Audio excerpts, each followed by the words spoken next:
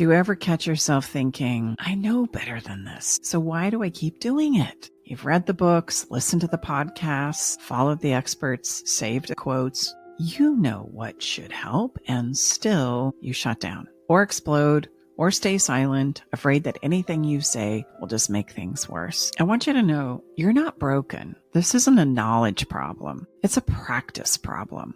And it's also a nervous system problem. A support system problem. We've never been shown how to do this problem. Welcome to Love Shack Live, the podcast for anyone standing at a relationship crossroads. If your days are filled with second guessing, growing distance, or the quiet ache of what happened to us, you're in the right place. I'm Staci Bartley, a relationship mentor and guide for people who are tired of guessing and ready to understand what's really going on beneath the surface. And I'm joined by my co-host and lover, Tom, and our daughter, Brooke. In today's episode, we're talking about why knowing what to do isn't the same as being able to actually do it, and why real change comes from both learning new things and remembering what love has always been here to teach us. Let's talk about what that really looks like.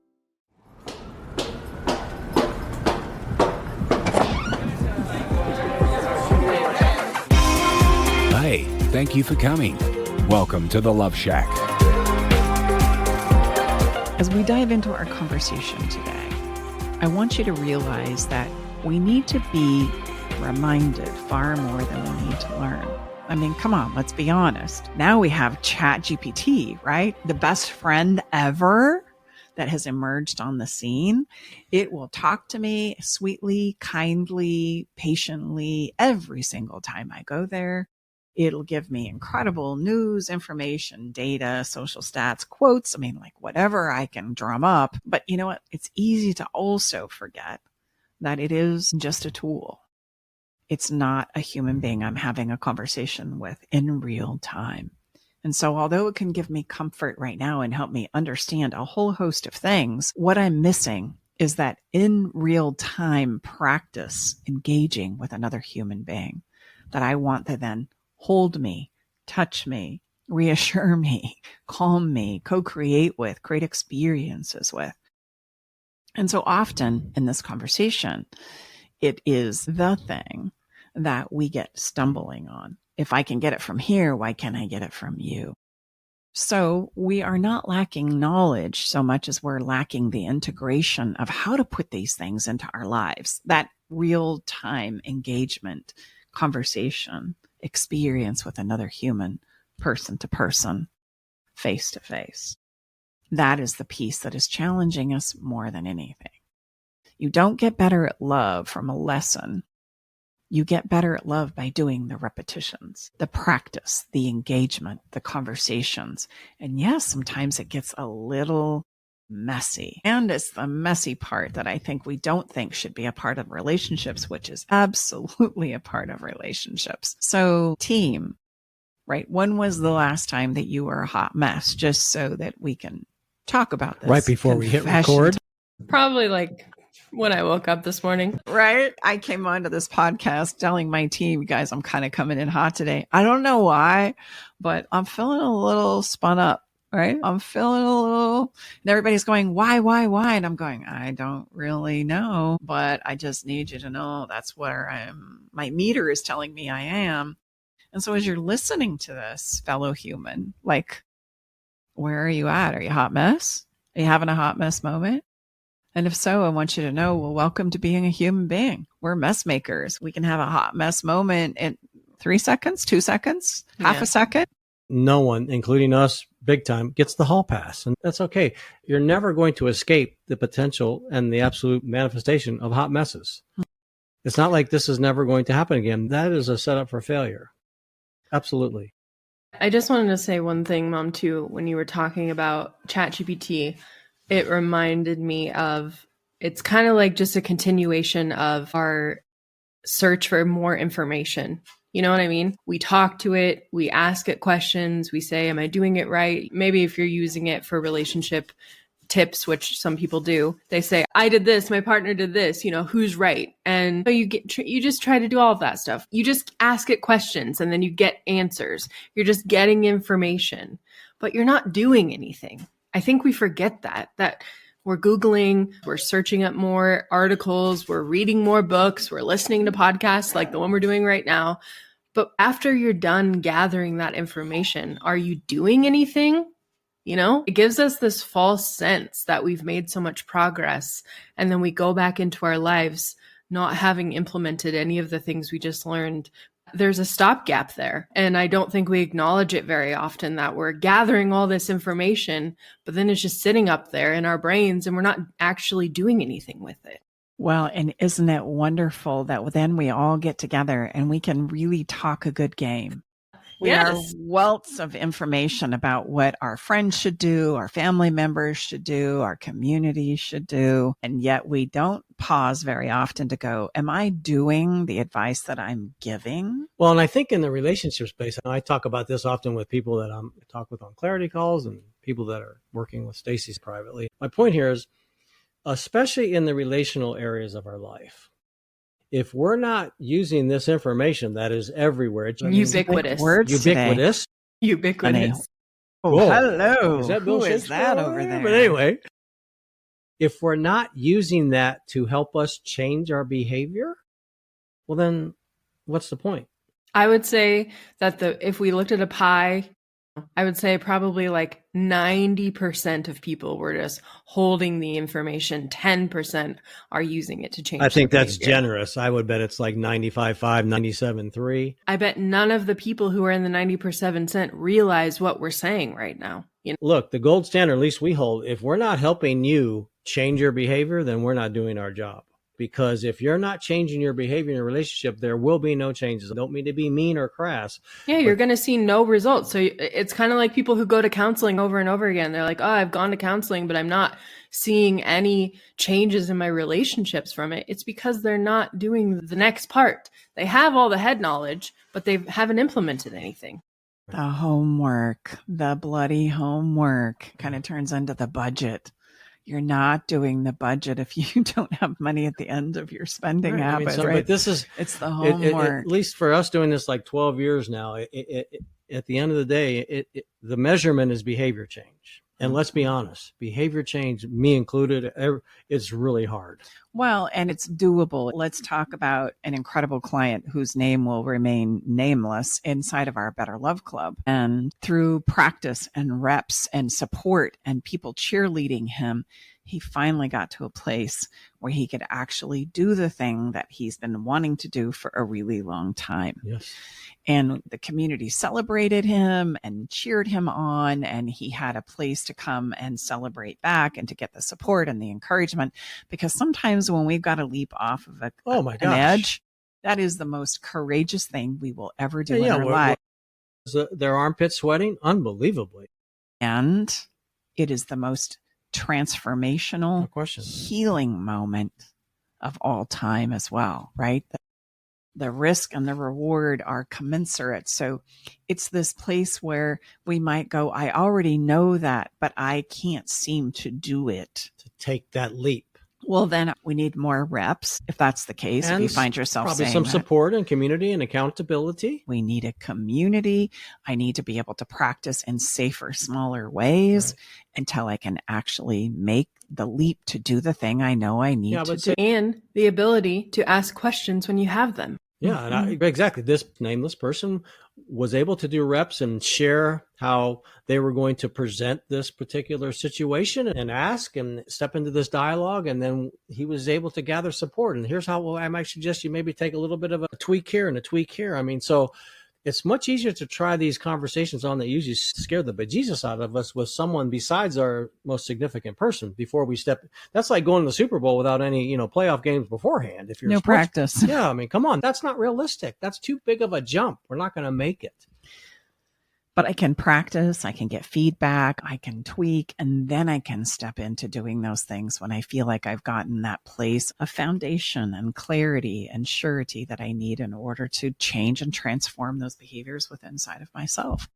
I do want to normalize, though, how hard it is to apply what it is we're learning when the emotions start to run.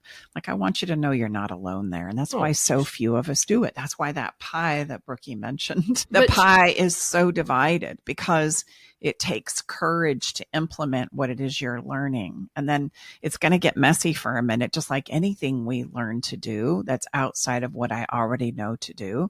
I need to be able to mess it up first so that I can understand the nuances of what it is I'm learning. Well, that's why we have a community, because it's better to practice with somebody who has no bearing on the next step in your life. You can tweak it and learn it and understand the nuances of it, so that then when it really does count, you feel like you're on solid ground and you have the cheering and support of your community members. Just not to dismiss it.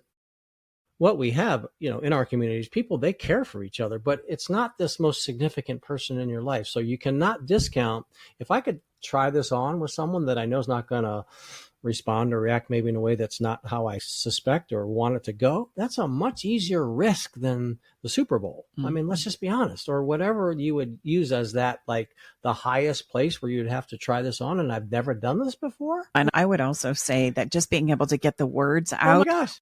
At another human face would be the difference maker. No like, oh, okay, I'm still here. I'm still alive. I still have all my teeth and my fingers. Yeah. Okay. Woo. Okay.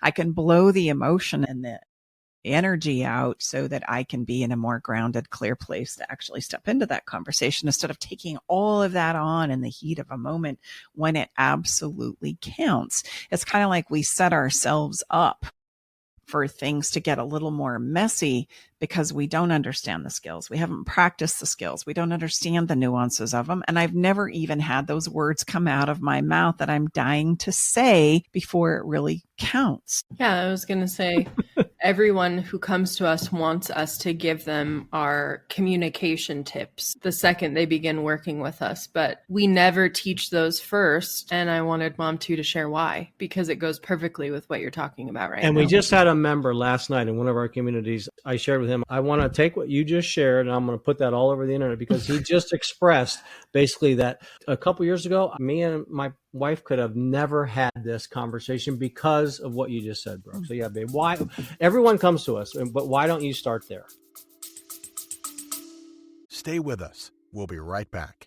Hey there, Love Shack Live family. It's Brooke. If you're listening right now, chances are you're navigating one of the hardest moments in your relationship. Maybe your partner has asked for space and you're left wondering, what do I do? What's next? I want you to know you're not alone. This is such a tough and scary place to be, and it's okay to feel unsure or even overwhelmed. That's exactly why we created the Love in Limbo 30-Day Roadmap.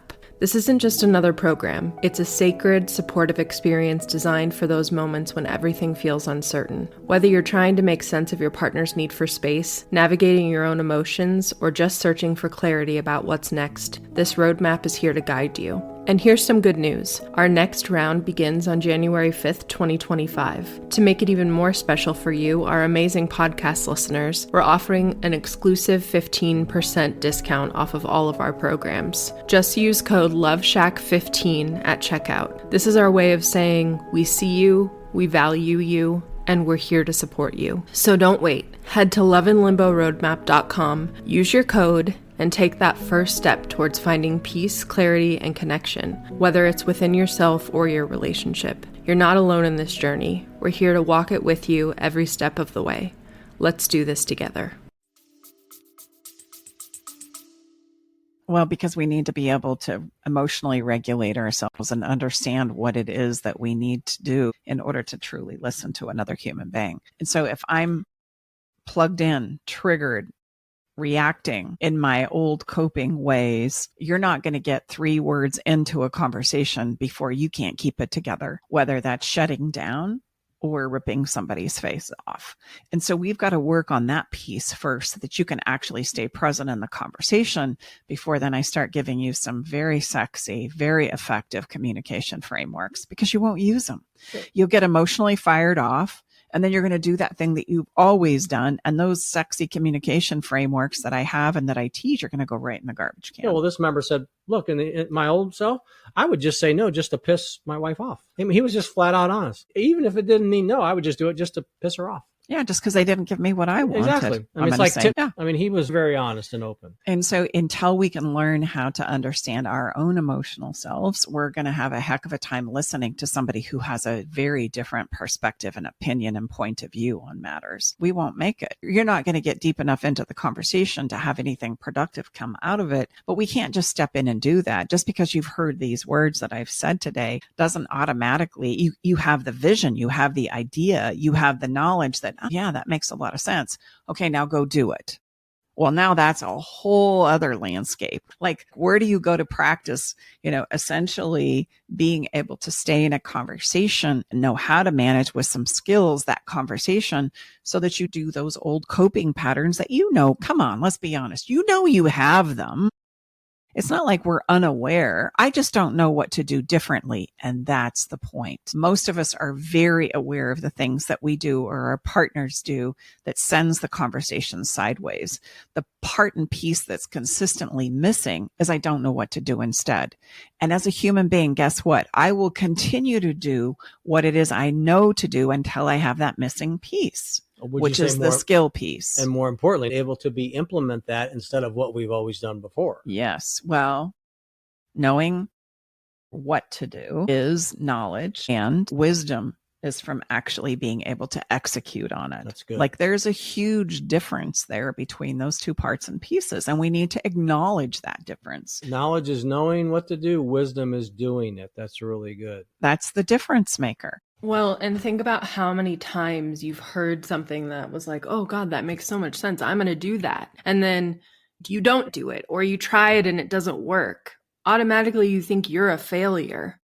But the truth is that you just haven't done it enough times. You haven't put in the practice. You haven't put in the reps. You haven't learned this. Like in our work, emotional regulation is really the foundation of what you need to master before you can move on to all these skills that we're talking about, because they don't work unless you can regulate yourself emotionally and not scream and yell or defend yourself the second your partner says something you don't agree with. That immediately puts up a roadblock to the next step of the conversation.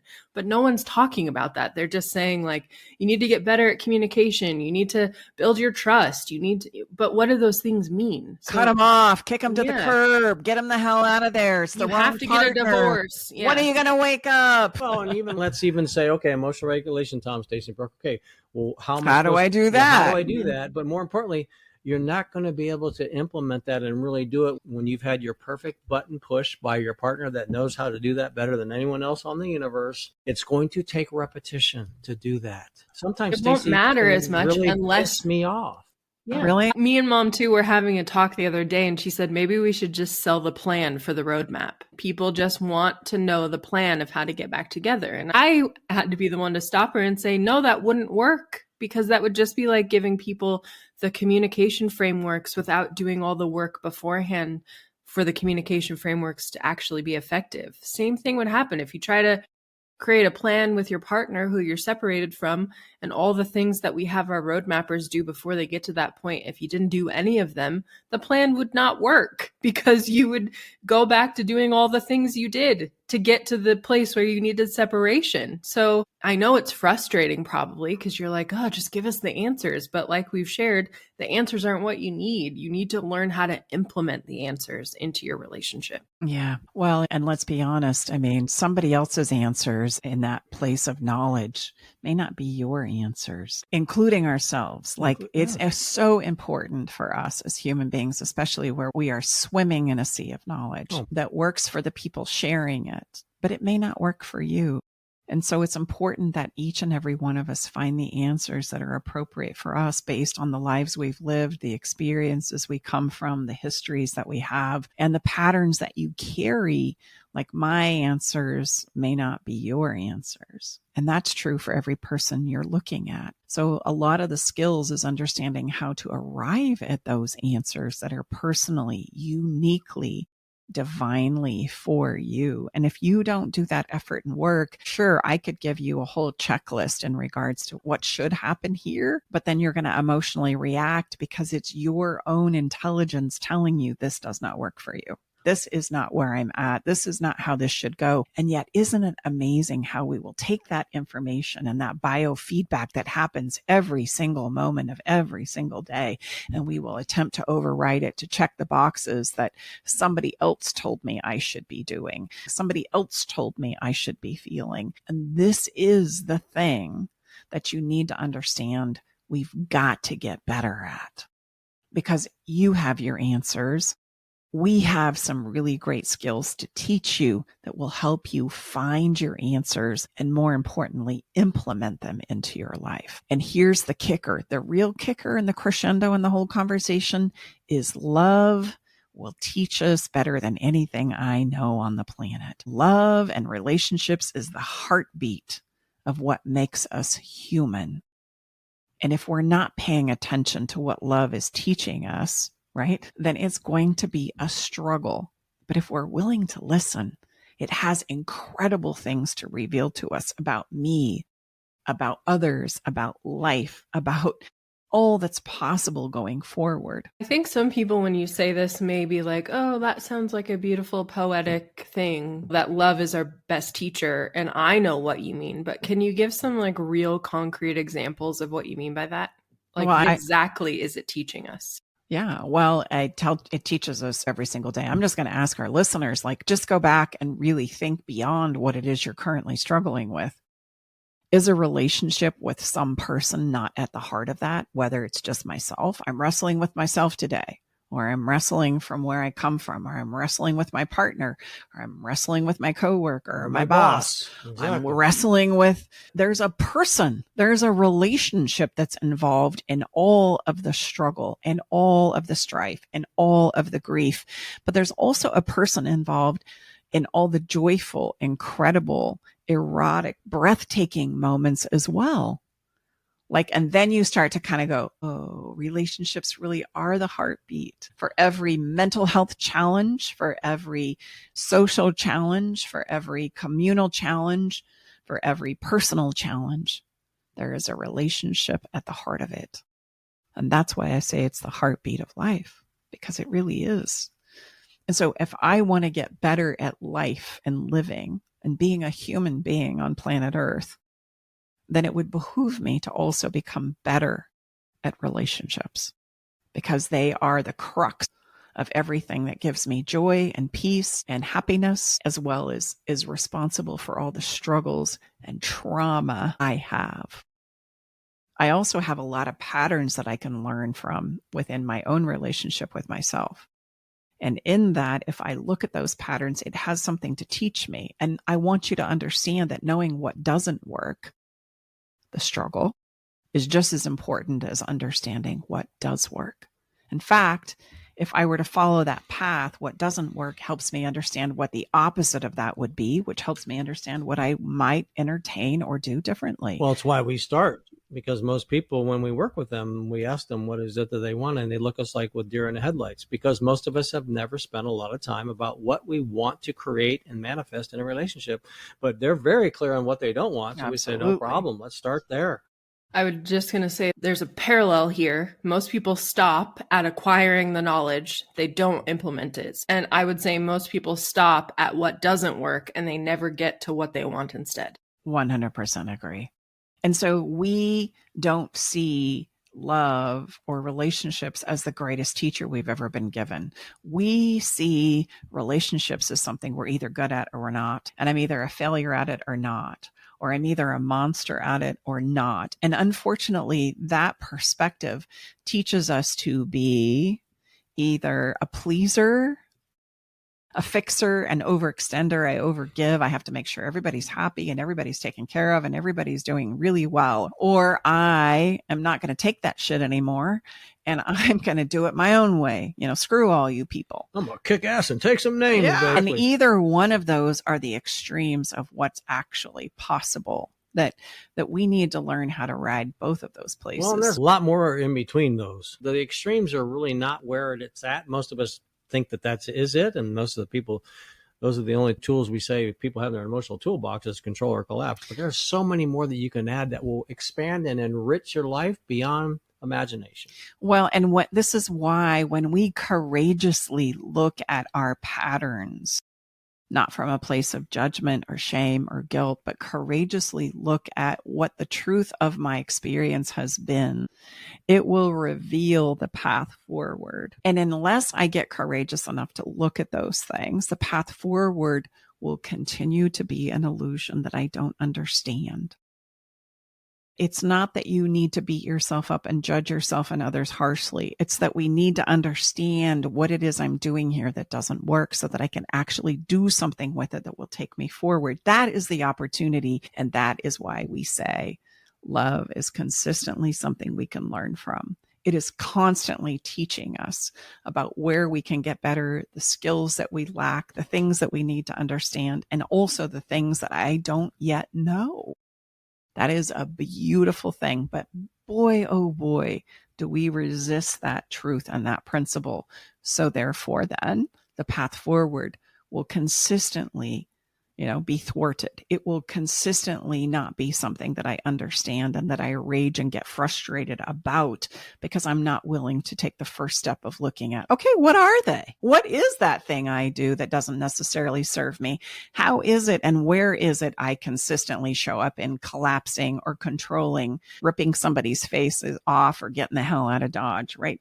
That is what I do. Okay, what can I learn from it? Where can I go from here? If you're not willing to do what Mom 2 just said, then every plan forward that you try to use to fix your relationship issues will not work. It will be the wrong single thing you try will be the wrong fit because you haven't done the work at the beginning to figure out what you're actually trying to fix, So it's like you're trying to get to the end before you even done any of the research, and the research that you have to do can't be done with ChatGPT. It has to be done by looking inside of you. Yes. That's scary, but it's essential, and you're not going to experience any of the good things that we're telling you can have, the new experiences or implementing new things and have it stick unless you do that.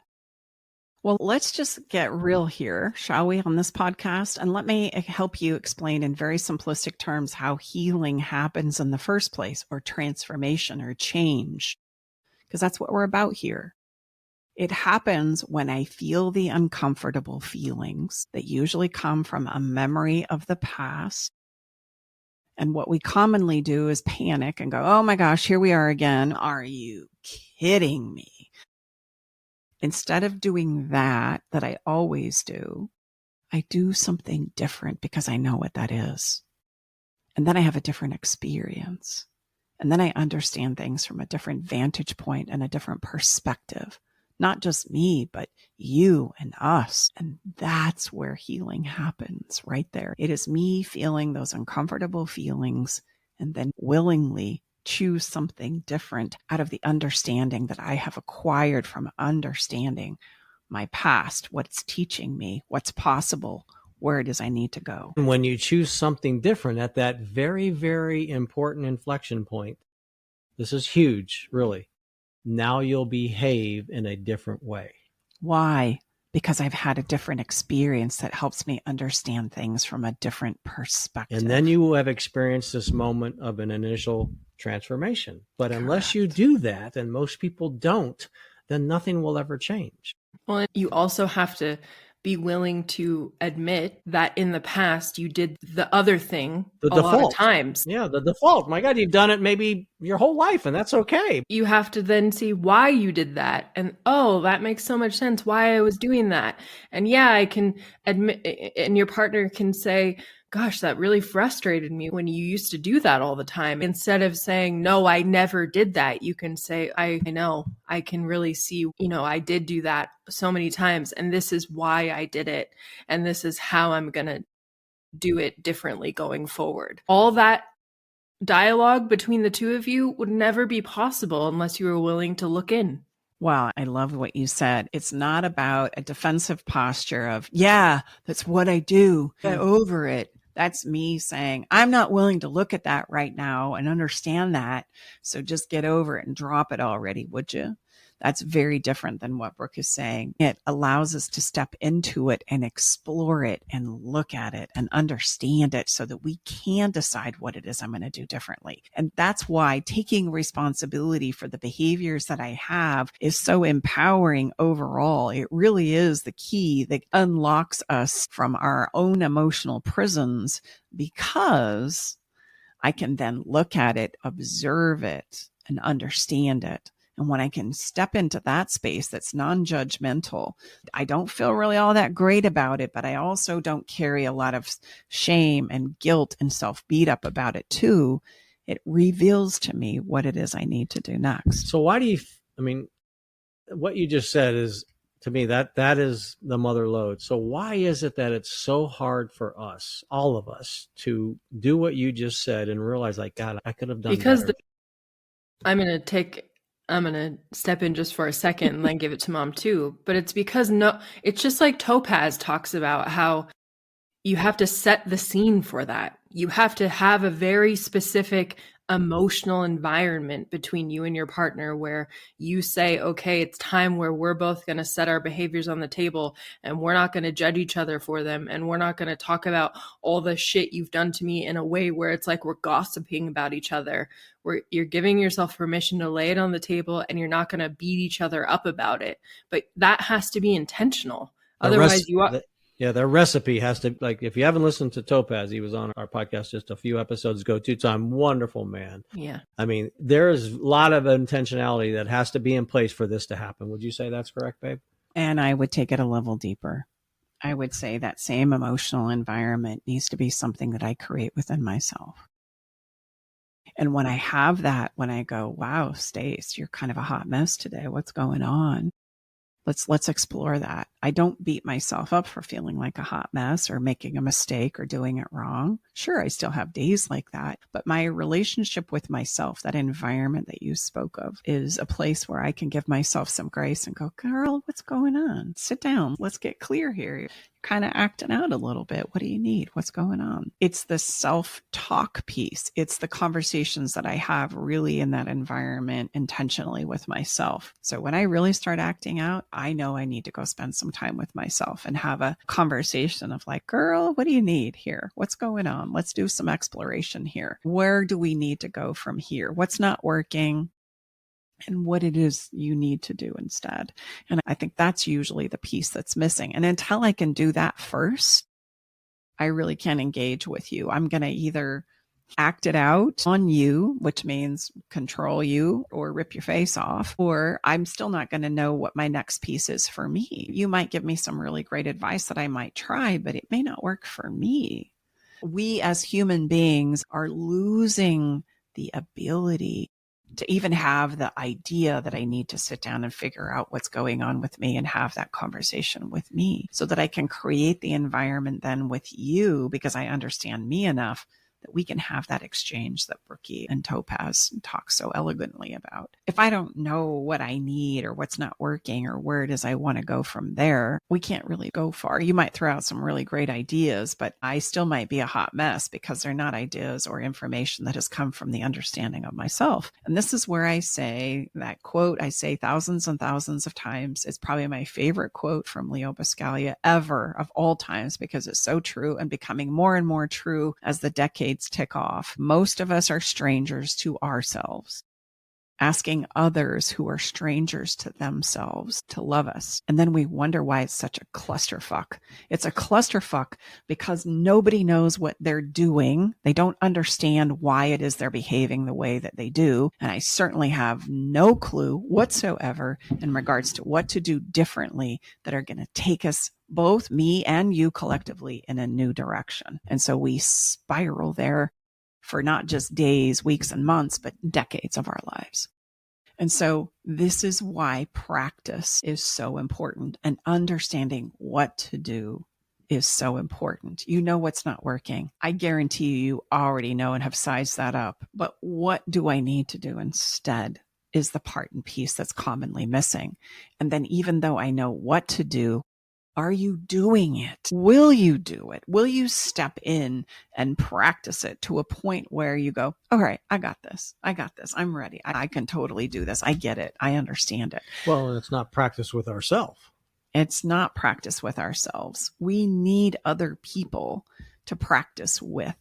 And this is why in our day and age, couples counseling and therapy is not doing so well. I do private one-on-ones, but I also encourage group community sharing. It does a lot of things for us. It gives us a place to practice. We've talked about that, but it also gives me that moment of healing because maybe for the first time in my life, I felt those emotions and I've been able to say what it is I want to say to another human face. Crazy as it might sound, it doesn't need to be the person you need to have the conversation with, especially out of the gate. It just needs to be another human that I've mustered up the brave courage to say no for the first time in my life, to actually say what it is I really want to say to another human face, to actually admit I'm messy and I screwed it up this week. And everybody goes, good for you. I did it too. I was right along with you there. And then I go, oh my gosh, I'm not alone. Remember, isolation breeds shame and guilt because we feel like we're the only person that's doing it. And in a community, you're reminded, you're doing that too? All right. I guess I'm not so behind the curveball. It's why we learn best in community.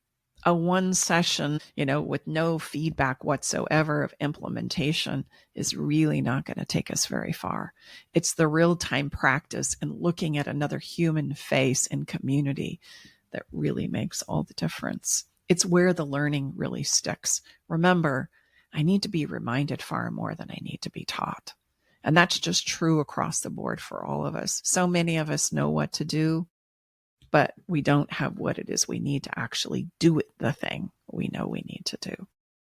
So we built our entire program around practice, around reps and what we call the emotional weightlifting gym, around the reality that love isn't a skill you learn in a vacuum. If I want to get better at relationships, for God's sakes, do you really think you're going to be able to do that on your own? Remember, it's the relationship between me, myself, and you. And don't I need a place of relationship in order to become better at that? I would say absolutely we do. I can't get better at relationships if I'm in a vacuum. I have to get better at relationships with others. And sometimes the other part isn't necessarily my partner that I'm struggling with.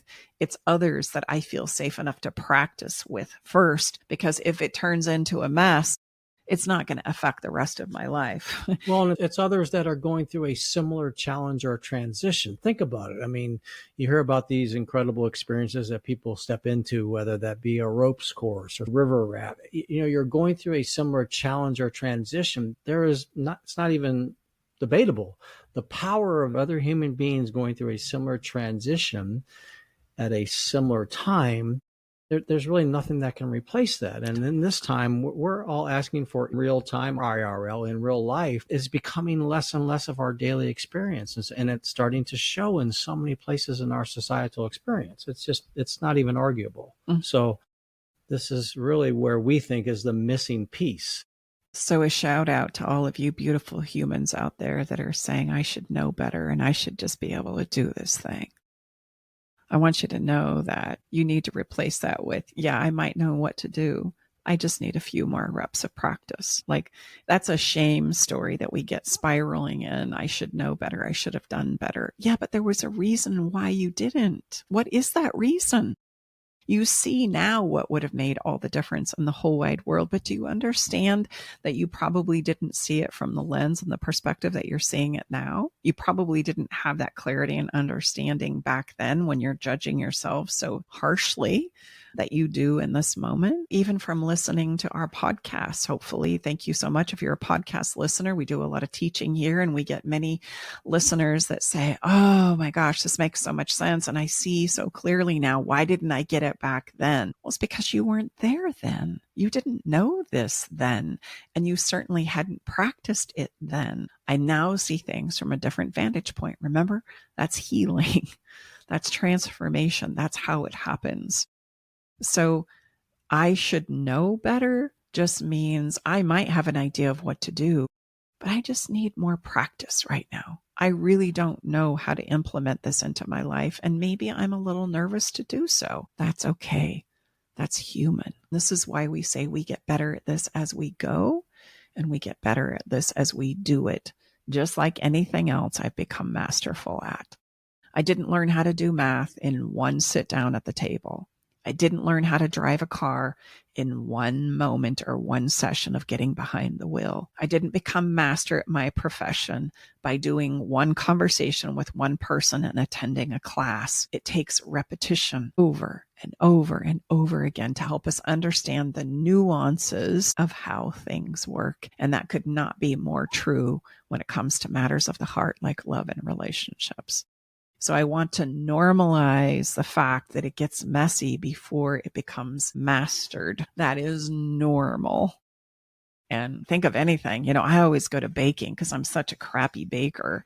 I mean, if I would spend some time and practice it, I'd probably get better. I have no desire to do so.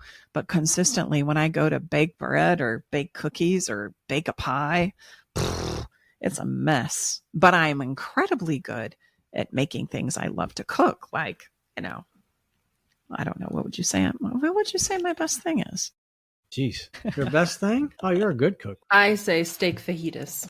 Mexican. I'm pretty good at Mexican. You are good, incredible beans. Oh, man. Refried beans are very good. Killer. And I've made them thousands of times. Right. Thousands and thousands. And I would just add, I was just sharing this with someone I was talking to today. The thing about relationships, let's just be honest. You came together however time that was, and let's say you had some children. Think of the difference in the amount of moving parts now versus when you came together. You don't think there's some requirement for continued investment in getting better at this amongst all that you're navigating? How would we even think that that's possible? We just find someone, have a day of ceremony, check the box and call it good, and then we're surprised when we're having some bumps in the road? Mm-hmm. Well, think about in our current world with all the shit that's happening right now, how hard it is to even stay connected to yourself. Yeah. How hard to even know what you like or what you want or what you feel. So to expect it to just automatically happen with your partner who is probably feeling just as disconnected and crazy as you feel right now, that's a recipe for disaster. So of course you're going to need to come back to yourself and figure out what's going on and check in. But we don't do that. We just expect it to go well. And then when it doesn't, we think, oh, we suck. Well, and just really give it the grace and respect that it deserves. I've said this often, but at the end of a life, you hear about end of life stories and where regret lies. And I think it's fair to say that most of that regret lies, I would say the greatest percentage is relational regret. I call relationships the redheaded bastard. Right. So, if that's the case and we're all into this, let's hack it. Well, then let's get busy now before we're on our last days of this experience to understand, get busy now. I feel like I need to shed some light on that just a little bit because we call it that because we probably need to change that whole come from. But what I'm trying to say is relationships or the need to focus or get intentional about them is usually the thing we put on the back burner until someday I'll spend some time there. Right. Someday I'll get to it. Someday I'll figure that out. And I think we do that because it's the most emotional space and place we have that we experience as being a human being. And so it's this invisible thing that we don't see the impact of physically. Maybe hard to invest time. Yeah, because we don't feel like it's going to make a big deal. Or the ROI maybe, but come on, if that's the case, if all the regret is at the end, well, the ROI is very clear.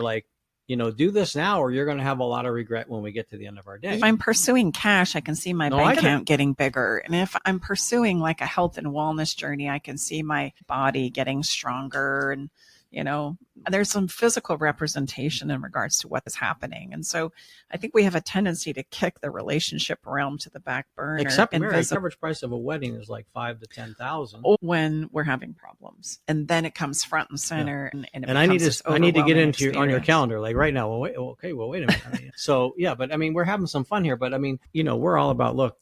If this is important for you, then we need to behave like it is important. Mm-hmm. Give it some modicum of investment, the currency of commitment, time, money, study, focus, energy, just like it is in your job.